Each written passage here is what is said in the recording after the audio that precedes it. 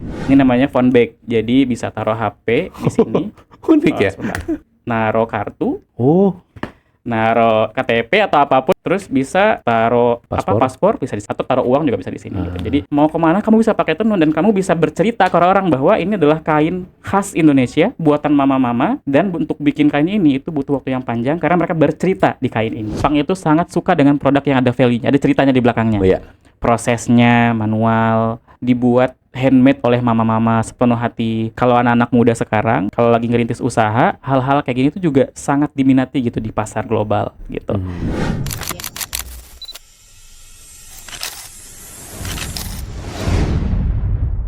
Halo Sobat Otka, balik lagi dengan saya Kang Man di podcast Cerita Otka. Untuk sesi kali ini kita akan belajar dari pengalaman seseorang yang rumahnya itu sebenarnya kalau dari ceritanya saya tahu dia itu jauh banget dari perkotaan dan perjalanannya lumayan lama banget.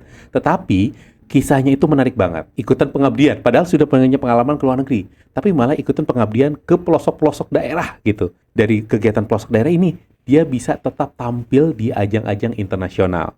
Pernah diundang di TV, pernah jadi speaker di acara-acara internasional. Nah, kita dengarkan saja langsung dari Kang Fikri. Halo Kang Fikri. Halo Kang Man. Oke, ini Kang Fikri karena sekarang tinggalnya di Bandung Tinggal ya. di Bandung. Kalau sebelumnya kalau di Jambi apa panggilannya? Kang atau apa ya di sana? Kalau di sana manggilnya Abang. Oh, Abang. Bang Oke. Fikri. Bang Fikri.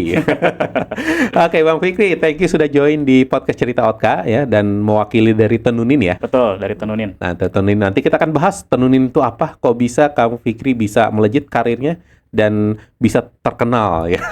Amin, amin. Oke, Kang Fikri boleh diceritain dari awal, dulunya tuh kuliah tuh dari mana, kemudian kok bisa dari kamu jauh ya katanya ya perjalanannya. Betul. Langsung ke Unpad gitu. Itu gimana? Boleh ceritain dulu. Saya merantau. Oke. Jadi kalau saya asli dari Sumatera Barat, di Kabupaten Pesisir Selatan namanya. Tapi besar di Jambi, jadi Oke. merantau dari lahir di Sumatera Barat, kemudian sekolah dan besar di Jambi, dan kemudian lanjut kuliah ke Unpad, begitu. Sebenarnya apa yang dilakukan sekarang itu cukup berbeda dengan jurusan saat kuliah, karena saya jurusannya sastra Arab Startup. di Unpad 2014 sampai 2018 di sana, dan tadi kalau untuk kegiatan internasional cukup ikut beberapa kali kegiatan internasional di Unpad dulu saat kuliah.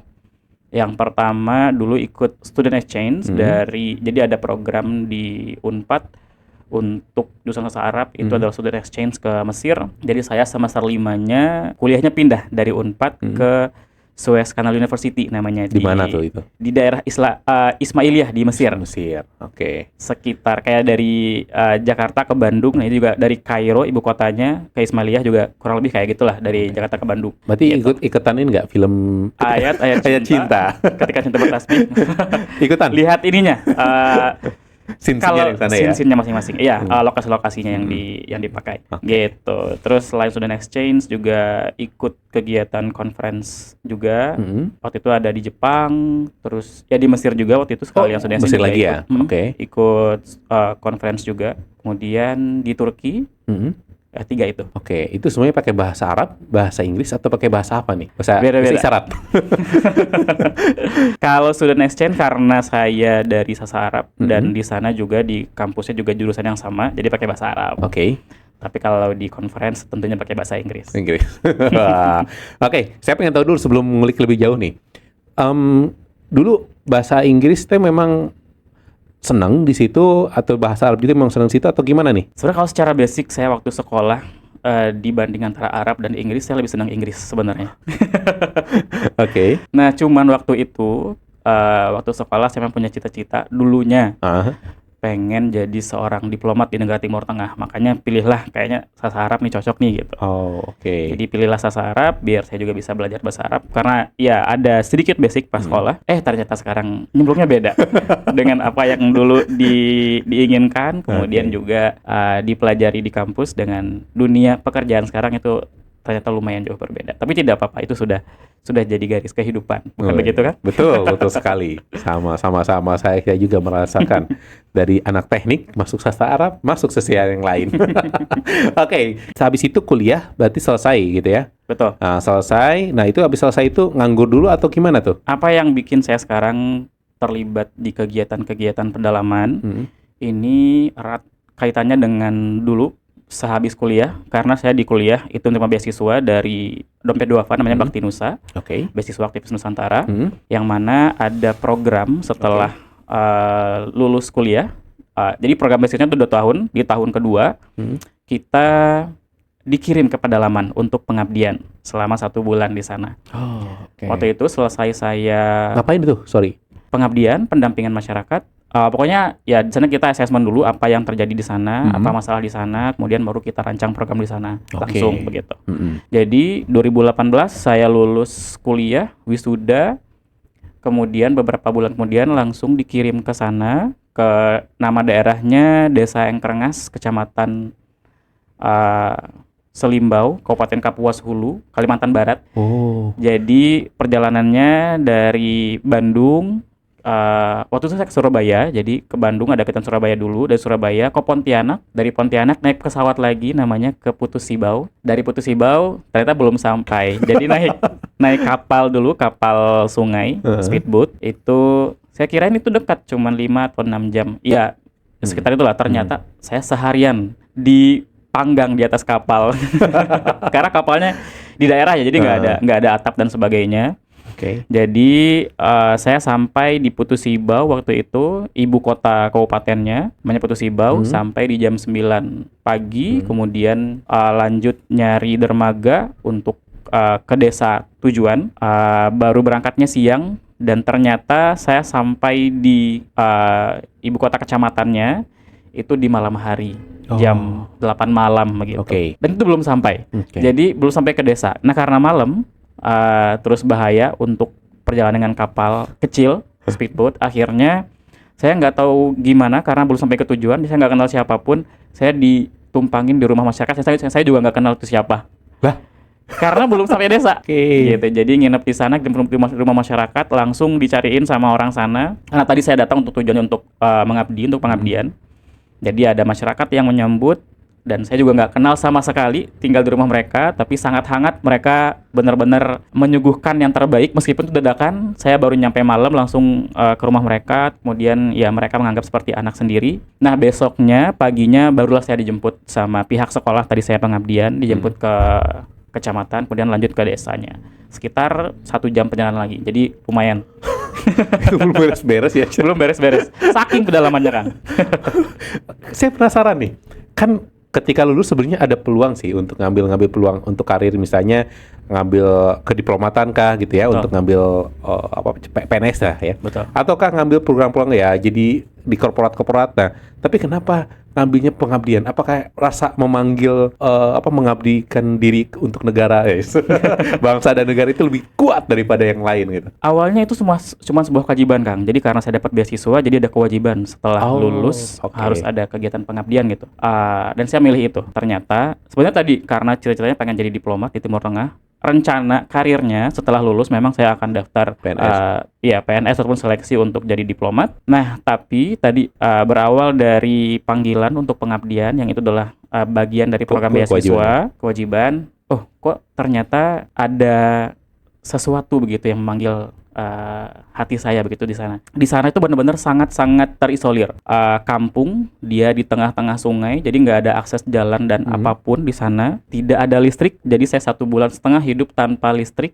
Handphone nggak aktif aja? HP juga tidak aktif. Ada sinyal, tapi sinyal ala kadarnya itu pun juga harus nyari spot-spot tertentu untuk ada sinyal gitu. Jadi 1,5 bulan emang benar-benar remote, nggak ada listrik, nggak ada sentuhan dunia luar, TV juga apalagi nggak ada. Ada beberapa rumah mungkin pakai genset, tapi beberapa aja gitu. Nah, tapi meskipun kondisinya sepedalaman itu, saya di sana sangat-sangat hangat rasanya karena satu desa menganggap saya sebagai anak, sebagai kakak, sebagai orang tua dan sebagainya. Jadi saya merasa hidup di sana meskipun tadi listriknya mati, sinyalnya mati dan sebagainya. Nah itu yang bikin saya betah, nggak bisa move on dari sana. Ketika pulang dari pengabdian, banyaklah nggak pengen balik lagi dan sebagainya. Karena kegiatan di sana memang benar-benar terjun penuh bersama masyarakat. Jadi pagi ke siang saya ngajar di sekolah.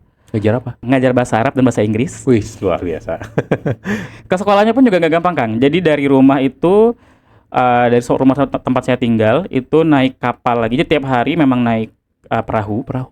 Naik perahu, naik speedboat kita panggilnya.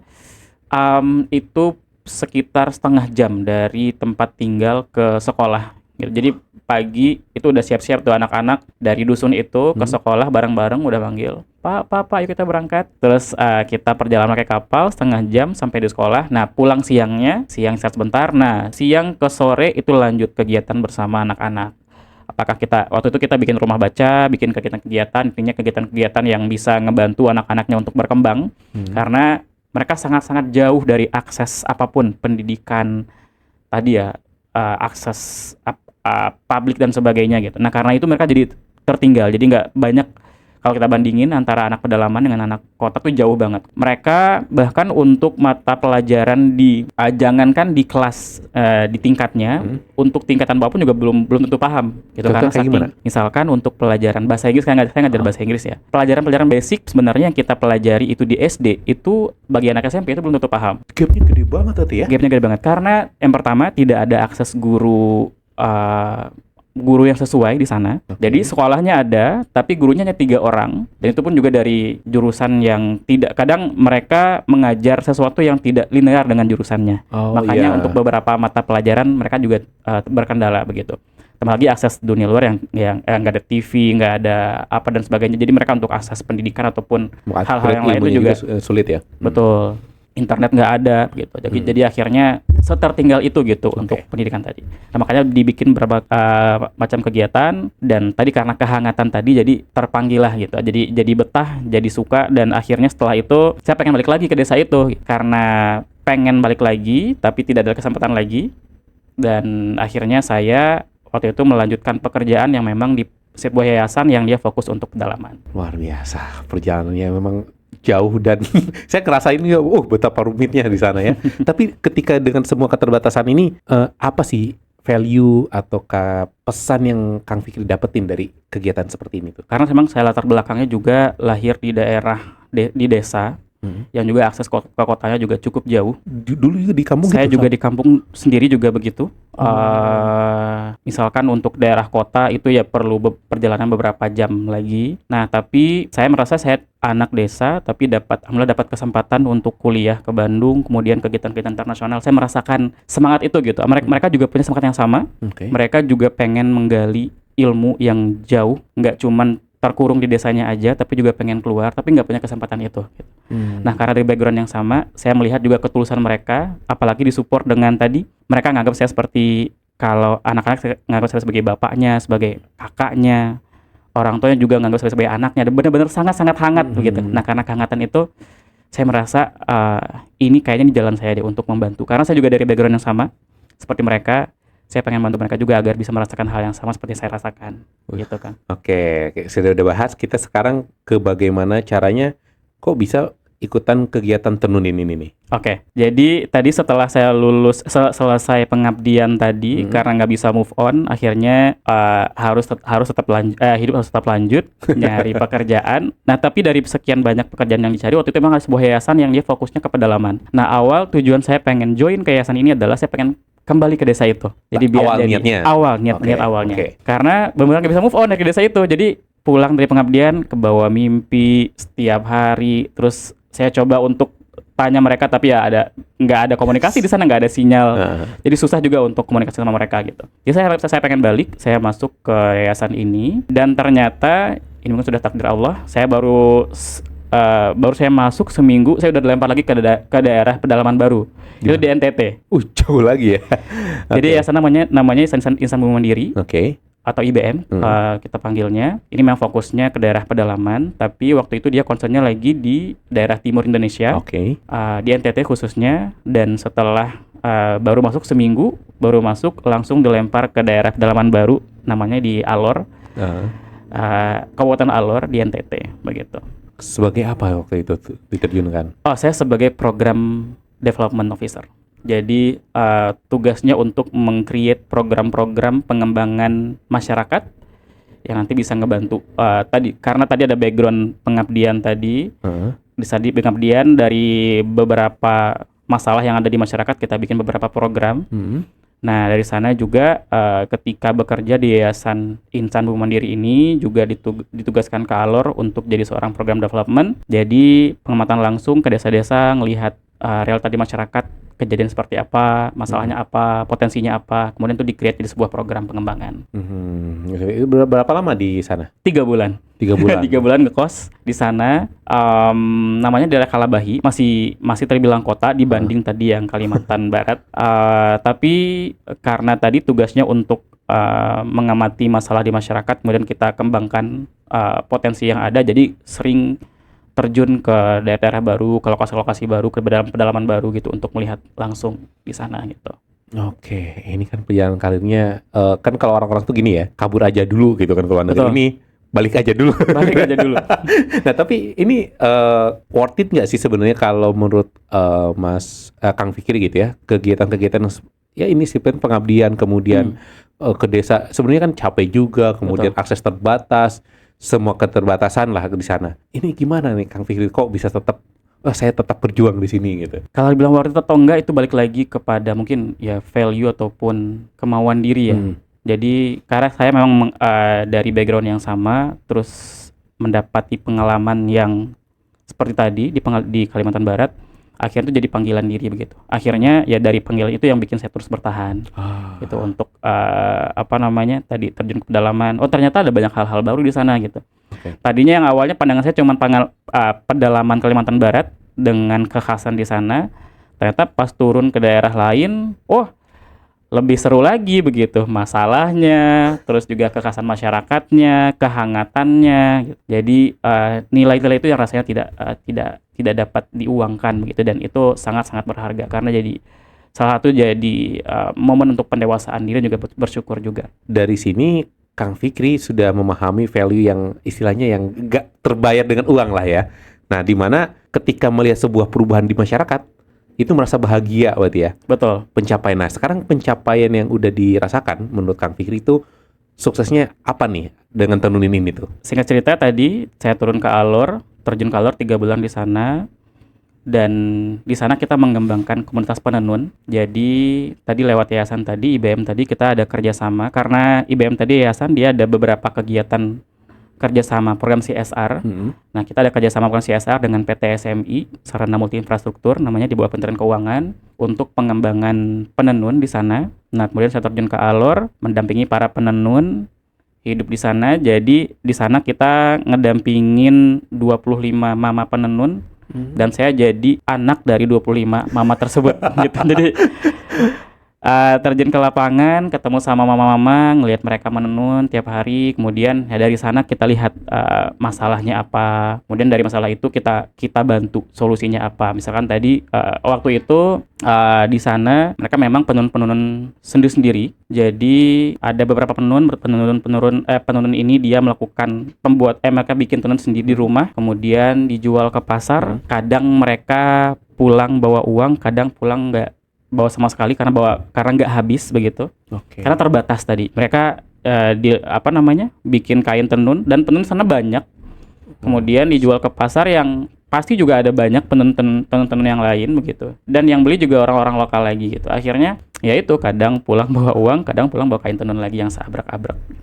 Di sana dilihat ada masalah nih ternyata gitu. Akhirnya dari sana kita bikin rangkaian program pengembangannya, mulai dari dibikinin sentra produksinya agar penenun ini secara kualitas dia terstandarisasi, kemudian ada pemberian alat, kemudian pendampingan pembuatan kain tenun, kita carikan pelatih-pelatih yang handal dan sebagainya gitu. Sampai program CSR ini ternyata berlanjut, nggak cuman buka di satu lokasi aja. Waktu itu di Alor 2018.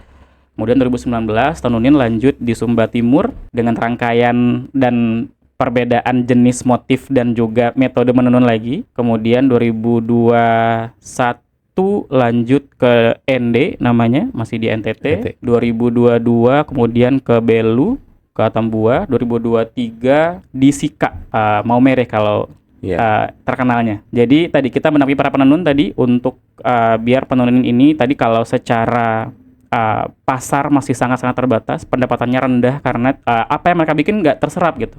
By the way Kang, untuk bikin satu kain tenun aja, misalkan satu kain tenun yang ukurannya kayak selimut, kayak kain besar, itu butuh waktu 1 bulan lamanya. 1 bulan? 1 bulan.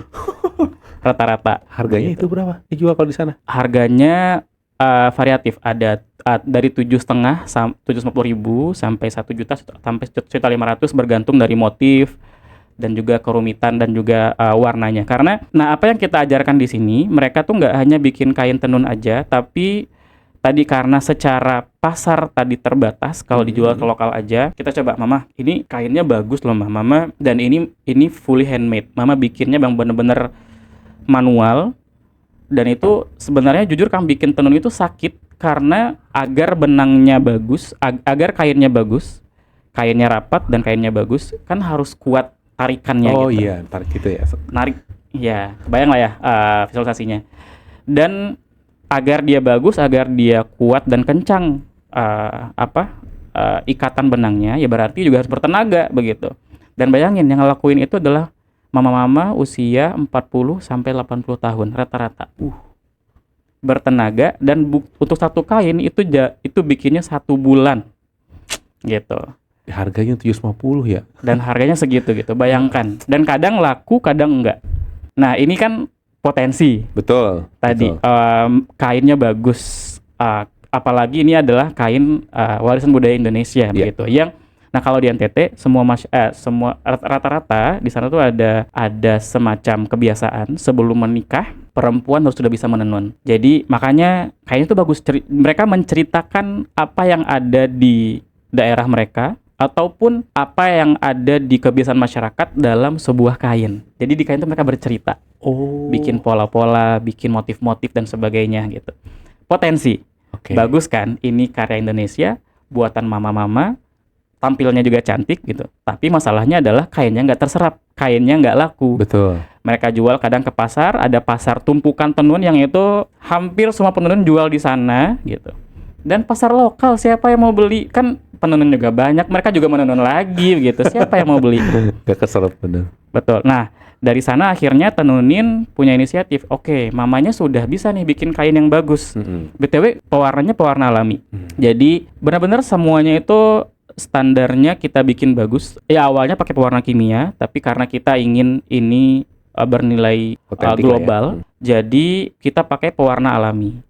Apa yang diajarkan, jadi mereka mama-mama bisa memanfaatkan dari daun, akar pohon, batang pohon, atau bahkan biota laut untuk bikin pewarnanya. Jadi setelah benang, kan menenun itu mulai dari memintal benang dulu, disusun benangnya, kemudian benang itu kemudian dicelupkan ke pewarna alami gitu. Ke pewarnaan. Nah, kita menggunakan pewarna alami agar dia secara kualitas bagus dan secara standar juga, semuanya ini adalah hasil karya lingkungan begitu. Betul. Jadi kain benangnya benang dari alam, warnanya warna alam, dibuat dengan tulus dari mama-mama lokal gitu.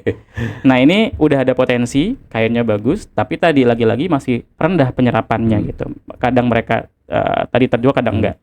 Nah, akhirnya di sana tenunin setelah dia sebagai program CSR tadi, pendampingan penenun, udah cukup nih kita bikin kain mamanya jadi bagus gitu. Di tahun 2021 kita jalanin tenuninnya, kita bikin inovasi baru, tenunin sebagai brand gitu. Untuk membantu biar kain-kain yang udah bagus tadi itu bisa terserap pasar, nggak cuma di lokal, tapi juga nasional, bahkan internasional. Nah, gimana caranya biar penyerapannya makin bagus? Kita nggak cuma jual kain aja, karena kalau kain aja penggunanya terbatas buat pesta atau buat buat nikahan ataupun buat acara-acara adat gitu. Nah, tapi kita coba bikin produk-produk yang itu bisa digunakan dimanapun. Misalkan kalau untuk fashion, kita bikin fashion yang sifatnya orang nggak perlu malu pakai kain tenun untuk hangout, untuk nongkrong di kafe, untuk acara apapun. Gitu. Terus yang kedua, nggak cuma itu, tapi juga item-item kecil yang bisa mereka bawa kemanapun. Misalkan kita lihat di kota, rata-rata orang kota kan ada ID card. Ya kalau kerja ada ID card. Ya kita bikinin lanyard. Oke, coba Lanyardnya, lihat yang ini. nah ini saya bawain contoh. Ah, Jadi ini kan kebutuhan masyarakat metropolitan nih, mereka kerja Betul. di kantor, Kantor, ada betul. ID, kemudian mereka pakai lanyard. Ya udah kita bikinin lanyard, tapi ada aksen tenunnya. Jadi tenunnya nggak terbatas untuk kegiatan adat ataupun pesta aja, tapi bisa kemana-mana. Contohnya ini, Oke. ini untuk kebutuhan anak kantoran. Berarti ada lanyard. yang pattern-pattern itu tuh Ini asli dari tenun itu. dari mama-mama bikin langsung tadi yang prosesnya sebulan itu, dan ini tuh ada maknanya masing-masing di karya di apa di Oh, pola-pola ini, di oke. motif-motif ini gitu. Jadi tadi biar penyerapan pasarnya bagus, kita bikin dia tidak terbatas untuk bener-bener. satu occasion aja, tapi bisa macam-macam. Jadi dibikinin tadi untuk kebutuhan anak kantor atau kebutuhan traveling. Kita ada sebenarnya macam-macam ya. Ini saya bawa beberapa contoh aja. Ini namanya phone bag. Jadi bisa taruh HP di sini. Unik ya. Sebentar.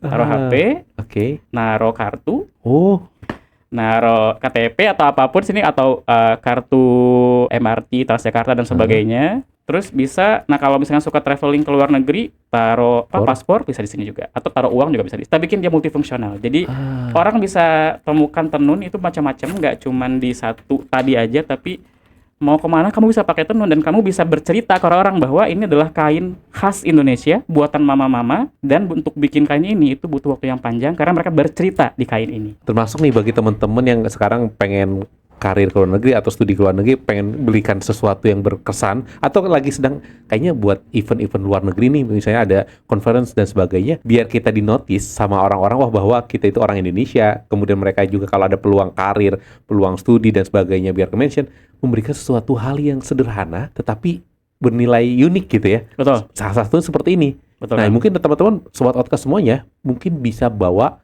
oleh-oleh seperti ini ya, yang mana citra bangsanya tetap ada, tetapi tetap stylish ya, bisa Betul. digunakan, dan lebih itu ada value yang mana ini tuh adalah sebuah kerajinan tradisional dari Indonesia. Kalau tahu pengen cerita lebih dalam bisa ikuti sosial media Tenunin. Oke. Di sana kita bercerita gimana gimana proses agar bisa sebuah kain ini tercipta gitu. Jadi panjang prosesnya, dan ini kita harus bangga karena ini adalah karya Indonesia, Betul. budaya asli Indonesia, buatan mama pedalaman. Semakin sering kita menggunakannya berarti semakin sering juga kita ngebantu mereka gitu. Betul. Semakin banyak ini penyerapannya, semakin ya mereka juga akan semakin banyak juga untuk mendapatkan penghasilan dan sebagainya. Nah, di sana tuh spirit tenunin. Semakin kita mencoba ngebawa tenun ini lebih luas, nggak cuman tadi terkurung di daerah saja, tapi kita bawa ke nasional juga internasional. Nggak cuman di satu event, tapi apapun, kamu nggak perlu malu pakai tenun. Mau ke kantor, mau ke kafe, mau ke kegiatan apapun gitu, kamu bisa pakai tenun. Nah, kalau pengen misalnya teman-teman Sobat Otka nih, kalau sekarang kan mau pengen ke luar negeri, bawa oleh-oleh buat bosnya, atau buat dosennya, atau buat partner temennya kita, buat pas ketika pulang kampung ke Indonesia, terus bawa oleh-oleh ke sana, kira-kira bisa ngeliat kemana itu? Melihatnya tuh, produk-produk ini tuh? Kita ada tiga kategori produk. Ada yang pertama fashion, Oke. apapun itu ya, baju, outer, celana, dan sebagainya. Yang kedua adalah souvenir, tadi kayak lanyard, phone bag, laptop sleeve, dan lain-lain. Ada home decor juga untuk kebutuhan rumah, kayak sarung bantal, wadah tisu, Sampai segitu ada. semuanya ada.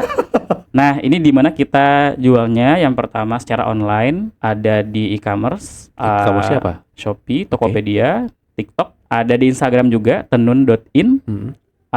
Untuk online-nya di sana. Tapi kalau untuk offline, pengen lihat langsung, kita ada store Tenun di Labuan Bajo. Jadi kalau teman-teman lagi liburan ke Labuan Bajo, bisa mampir nanti ke toko Tenunin dekat dengan bandara di Jalan Alotanis. Bisa search nanti di Google Map Tenunin. Nanti bisa lihat koleksi-koleksi produk-produk Tenunin dan dari hasil karya mama-mama di sana. Berarti ini semuanya produk itu dari sana? Kain tenunnya dari sana. Oke. Tadi kalau untuk mama-mamanya kita dorong untuk bisa bikin kain yang bagus secara kualitas dan juga menggunakan pewarna alami. Nah, kemudian kain ini kita bawa karena kita base-nya di Bandung. Jadi kita untuk produksi produknya tadi yang home decor, fashion, dan souvenir itu di Bandung. Oh, oke. Setelah di Bandung baru kita bawa lagi ke NTT, ke Labuan Bajo gitu. Proses Atau- lumayan ya. atau ke daerah-daerahnya lewat online dari Bandung. Oke. Gitu. Jadi dari sana itu produk yang menjadi ciri khasnya aja diambil gitu ya. Karena untuk memberdayakan kan. Karena ada sesuatu pattern ataukah ada historinya diambil gitu. Di sana tapi nanti di Bandung itu diolah bias sesuai dengan kebutuhan pasar. Betul. Gitu ya. Karena kalau cuma cuma hanya sekedar kain aja, nggak ada added value yang lain gitu ya. Betul, terbatas penggunaannya. Oke. Betul. Oke, sepakat. Oke, baik. Nah, dari sini kan merasakan ada perubahannya ya dari ke masyarakat. Seandainya kita membeli produk ini, gitu, kemudian kita coba menyebarkan juga, salah satu kan bentuk kepedulian kita untuk negara ini, bahwa kita cinta terhadap budaya, plus membantu masyarakat berarti ya. Betul. Nah, terutama untuk masyarakat pedalaman yang mana butuh bantuan dari kita. Bukan butuhnya dalam artian memberikan mereka uang, bukan, tetapi mensupport mereka untuk tumbuh berkembang dengan membeli produk-produk mereka. Betul ya? Oke, luar biasa. Nah, maka dari itu Kang Fikri merasa ketika mereka bisa tersenyum, saya akan berjuang demi emak-emak ini gitu ya. Betul Kang, karena yang bikin bahagia itu adalah misalkan kita dapat laporan ataupun biasanya mama-mama tadi karena mereka juga menganggap kita sebagai anaknya, suka ngelapor gitu Kang. Misalkan, Mas Fikri ini anak saya sudah sekolah gitu. Atau kadang lagi ngirimin foto anaknya lagi wisuda. Dan biaya kuliahnya dari menjual kain tenun gitu. Luar biasa. Atau ya begitulah intinya, ketika mendengar kabar-kabar bahagia itu dari mama-mama, mereka ngirimin update, ya karena kita di Bandung, mereka di NTT, ketemunya mungkin kadang cuma sekali setahun, kalau lagi ke lapangan aja, tapi mereka sering ngirimin update-update yang itu bikin bahagia dan gak bisa diuangkan begitu kebahagiaan itu. Luar biasa. Oke, Kang Fikri, kita lanjut lagi terkait dengan prospek kedepannya tuh. Kang Fikri itu memang berkarirnya tuh memang mau tetap seperti ini dan mau apa nih dari Tenun itu visinya ke depan gitu? Oke. Nah jadi tadi karena harapan kita bisa ngebawa mama-mama tadi bisa lebih berdaya, kemudian tenunnya juga dikenal dunia. Akhirnya Tenunin mencoba untuk nggak hanya di produk tadi yang kita coba, produknya ini bisa multifungsional, bisa digunakan dimanapun, nasional dan juga global. Lewat toko tadi juga kita, karena toko di Labuan Bajo, jadi pembeli kebanyakan adalah turis-turis asing yang datang ke Labuan Bajo, kemudian dibawa ke negara mereka. Oke. Tapi Tenunin juga aktif untuk menyebarkan campaign ini, menyebarkan semangat ini, begitu. Kita saat ini sedang gencar untuk ikut kegiatan internasional, dan karena tadi kita adalah wirausaha sosial, kita juga perlu banyak belajar. Akhirnya kita ikut beberapa kegiatan pengembangan wirausaha sosial. Ada yang dalam negeri, kita ikut namanya Pikiran Terbaik Negeri kemarin. Jadi ada ibaratkan seleksi untuk wirausaha sosial se-Indonesia, ada ribuan aplikasi, kemudian dipilih jadi 20 senasional. Alhamdulillah Tenunin terpilih. Kemudian di forum sana kita bisa menyampaikan ataupun mengabarkan tentang semangat mama-mama ini begitu. Nggak cuma di dalam negeri tapi juga internasional. Kita juga ikut kemarin ada kegiatan dari ASEAN Foundation namanya ASEAN ECDP, ASEAN Social Enterprise Development Program. Itu untuk pengembangan dan juga pendampingan juga kepada wirausaha sosial, tapi lingkupnya senegara ASEAN, 10 negara ASEAN. Dari sekian banyak social enterprise tadi, senegara ASEAN mereka seleksi, terpilih 30. Dan alhamdulillah Tenunin jadi bagian di dalamnya juga. Kemudian dari sana jadi akses untuk Tenunin untuk bisa mengenalkan ini ke kancah internasional. Kemarin kita diundang ke Malaysia, ada acara ASEAN Inclusive Business Summit. Akhirnya kita buka booth yang di sana untuk mengenalkan produk dan juga misi dari Tenunin. Dan juga kemarin ada regional workshopnya dari ASEAN CDP ini di Bangkok. Di sana juga sama, kita mengenalkan juga tentang tadi perjalanan Tenunin, kisah mama-mama, arti dari kain ini begitu. Jadi tadi karena kita berharap tenun semakin dikenal karena ini adalah budaya Indonesia, jadi kita sekarang mendorong untuk ada exposure internasional dengan ikut beberapa kegiatan internasional, baik itu di kegiatan pameran maupun kegiatan kompetisi dan lain sebagainya. Gitu, Kang Ilman. Biasa, sangat mulia banget nih. Tapi kalau saya penasaran juga nih, ketika kemarin di event Asia ya, kan Kang Fikri tuh tampil speech ya, nah itu gimana pengalamannya tuh tampil di situ tuh? Campur aduk Kang, deg-degan ada, karena berbahasa Inggris ya. Terus tapi bangganya juga ada. Nah, karena tadi Jadi setiap saya ngomong saya selalu deg-degan karena tadi ngebayangin mama-mama lagi bikin kain tenunnya. Ketika saya ceritakan ini prosesnya seperti apa, bikinnya seperti apa, saya langsung flashback ngelihat mama-mama nenun tadi secara manual, mulai dari mintal benang, kemudian bikin pewarnaan dan sebagainya gitu. Dan itu jadi rasa bangga sendiri gitu kan. Ketika bisa tadi menceritakan proses ini yang luar biasa dan juga perjuangan mama-mama tadi ke kancah internasional. Tapi tetap sih saya lihat tuh kan dari video ya, sangat percaya diri banget nih ketika menyampaikan. tapi di sisi lain sebenarnya deg-degan ya.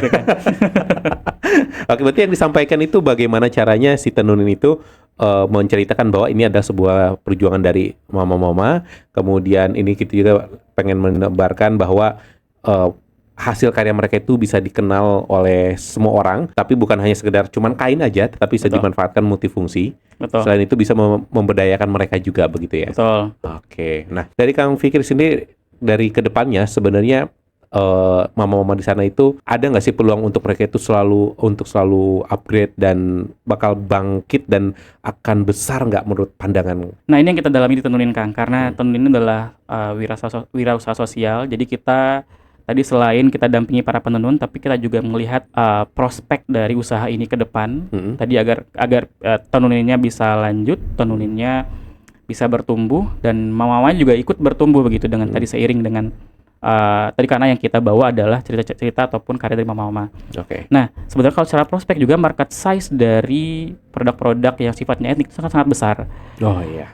Di beberapa negara mereka sangat-sangat suka dengan produk etnik. Contoh Jepang. Jepang itu sangat suka dengan produk yang ada value-nya, ada ceritanya di belakangnya. Oh, iya. Prosesnya manual, handmade, menggunakan pewarna alami dari bahan-bahan alam, dibuat handmade oleh mama-mama sepenuh hati, waktunya sebulan dan sebagainya begitu. Mereka sangat suka dengan cerita itu. Jadi nggak sekedar beli produk aja, beli kebutuhan aja, tapi ada cerita di belakangnya. Nah itu nggak cuma satu negara aja, nggak Jepang aja, tapi ada banyak negara lain yang juga suka hal demikian. Dalam artian ini kalau anak-anak muda sekarang kalau lagi ngerintis usaha, hal-hal kayak gini tuh juga sangat diminati gitu di pasar global gitu. Dan ini jadi kesempatan untuk kita agar tadi makanya kita juga terus berinovasi, bikin berbagai macam produk tadi agar secara kualitas dia masuk, penggunaan dia masuk, tapi juga ada nilai-nilai budaya dan nilai sustainability-nya yang kita tanamkan di sana. Dan tadi karena tadi secara market size dia juga cukup besar, ketika kita bisa masuk ke bawah ini akan jadi sebuah kombinasi yang bagus tadi. Nggak cuman tadi kita bisa memanfaatkan potensi pasar, tapi juga kita manfaatkan juga, kita juga bisa membantu memberdayakan ataupun mengembangkan tadi nilai-nilai dari mama-mama, budaya Indonesia dan sebagainya. Jadi dapat dua-duanya. Kebutuhan tadi untuk kebutuhan dunia, kebutuhan bisnis. Itu dapat. Nah, tapi juga nilai-nilai sosialnya, kemudian juga ngebantu sesama juga dapat gitu kan. Jadi bisnis itu bukan hanya mementingkan diri sendiri, tapi mementingkan sosialnya juga. Ini adalah yang dilakukan Kang Fikri dan teman-teman ya di Tenunin. Kang Fikri, ini yang terakhir, boleh diceritakan harapan Kang Fikri untuk teman-teman yang muda yang saat ini bingung kali ya untuk memulai karir itu dari mana, apakah harus ke luar negeri ataukah harus membangun bisnis. Kan kemandirian karir itu salah satu menjadi pengusaha ya. Bisa jadi teman-teman jadi karyawan itu boleh. Itu karir, jenjang karir. Tapi kalau pengen pengembangan diri dalam hal karirnya mandiri, teman-teman bisa bikin usaha, bisa seperti ini pengabdian masyarakat. Nah, dari Kang Fikri sendiri, boleh berikan harapan dan pesannya buat teman-teman biar mereka itu kehilangan arah dan paham apa yang mereka harus lakukan. Ini juga sering saya temukan karena tadi ketika berkumpul sama teman-teman sama social enterprise, mereka bawa misi masing-masing. Sebenarnya nggak perlu jauh-jauh teman-teman, cukup teman-teman bisa lihat di sekitar aja apa yang terjadi di sana, masalah apa yang ada di sana dan apa potensinya gitu. Jadi apa yang dari sekitar dari lingkungan terkecil kita dulu. Misalkan kita tinggal di rumah, ada masalah sampah, misalkan ada banyak perusahaan startup yang dia fokusnya untuk sampah tadi, bikin produk dari sampah, bikin pengembangan sampah dan sebagainya. Atau ada banyak juga orang-orang yang bikin sebuah usaha itu dari potensi lokalnya, misalkan daerahnya itu penghasil kelapa yang tinggi, daerahnya penghasil lontar yang tinggi misalkan, dan lain sebagainya. Jadi nggak perlu jauh-jauh, teman-teman kalau ingin berkarir bisa lihat langsung dari sekitarnya. Kita amati masalah apa yang ada di sekitar, potensi apa yang ada di sana, dan di sana kita bisa kembangkan kira-kira ini gimana ya, kita bisa ambil andil apa begitu di sana. Tadi kita nggak hanya ngebantu masyarakat, tapi juga jadi penghasilan juga, jadi jalan usaha juga untuk kita, dan semoga itu jadi tadi ya, jadi penyemangat untuk teman-teman karena tadi kita nggak bermain di sisi bisnisnya aja, tapi juga ada sisi-sisi sosial yang itu bisa meningkatkan tadi nilai-nilai sosial dalam hati kita gitu. Semangat dan juga kebahagiaannya double. Jangan teman-teman bisa lihat dari sekitar apa yang terjadi di sana dan bisa kembangkan dari sana. Oke, thank you Kang Fikri ya, dan tenunin semuanya yang sudah hadir dalam podcast kita hari ini, dan saya merasa bangga banget karena saya bisa merasakan tuh cerita-cerita yang diceritakan Kang Fikri itu, saya merasa kayak itu ada di sana gitu. Perjuangannya, bagaimana ceritanya membuat sebuah kain gitu ya, dan luar biasa. Dan memang ini salah satu produk-produk ini kita merekomendasikan buat teman-teman bawa ke beberapa event ataupun mau ke luar negeri dan sebagainya juga bisa banget, karena selain menjadi sebuah ciri khas, teman-teman juga memberikan bantuan kepada masyarakat di daerah dan pedalaman untuk bisa mereka itu berkembang dan bangkit begitu.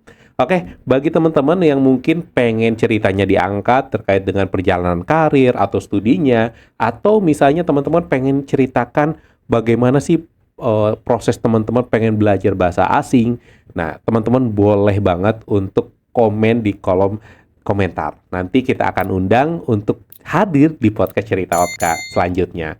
Oke, saya Kang Man, pamit undur diri. Sampai jumpa di podcast selanjutnya. Bye-bye.